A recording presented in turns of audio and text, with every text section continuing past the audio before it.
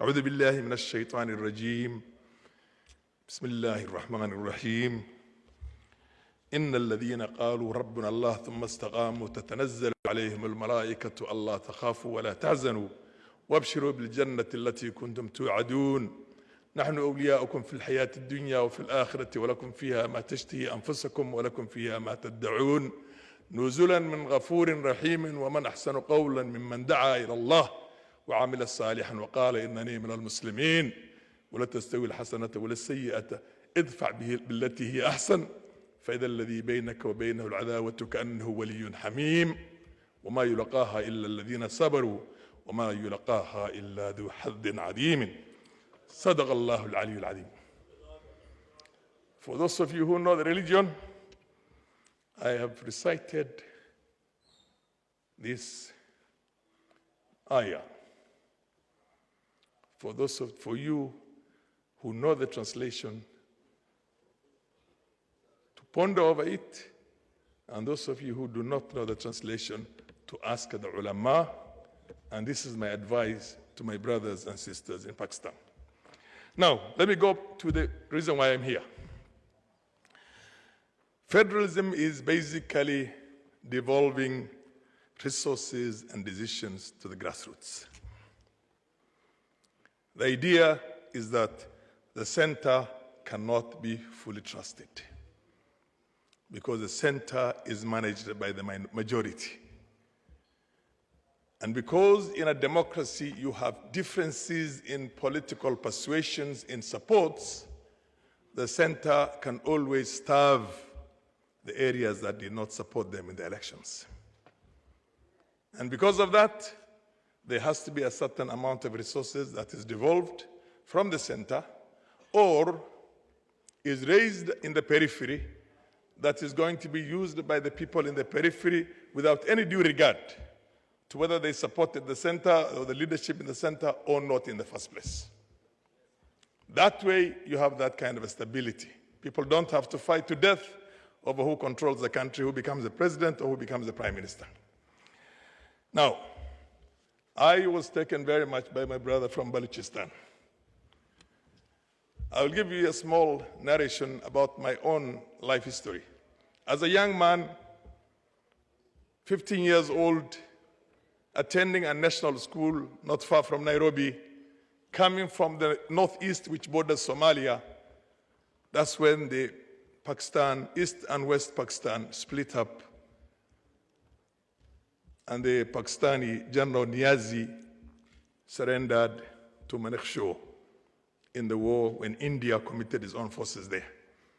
At that time, most of our teachers were either Asians in Kenya or Europeans.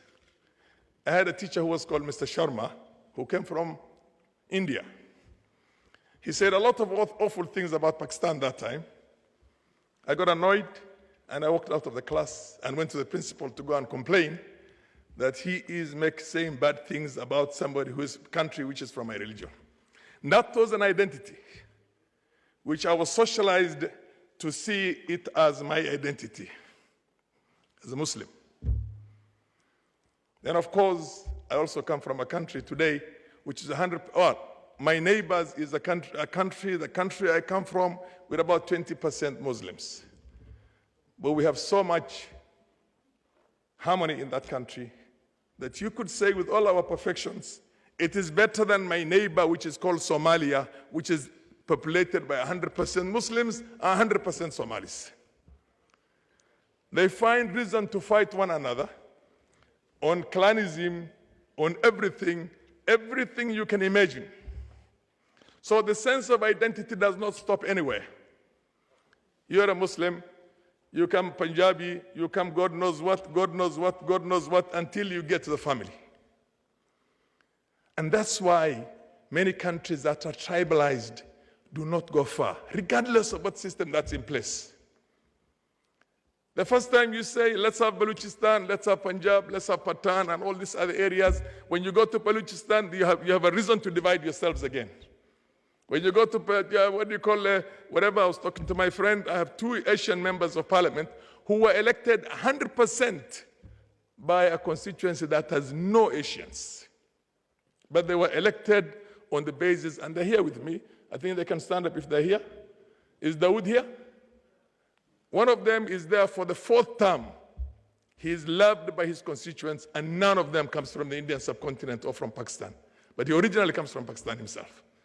So what you need in a devolution and federalism and in a constitution is a way in which you appreciate the content of the character of the political class and what they're able to deliver, as opposed to whether they come from this region, or they come from that region, or they come from this tribe or this clan, because those ones have never taken us anywhere.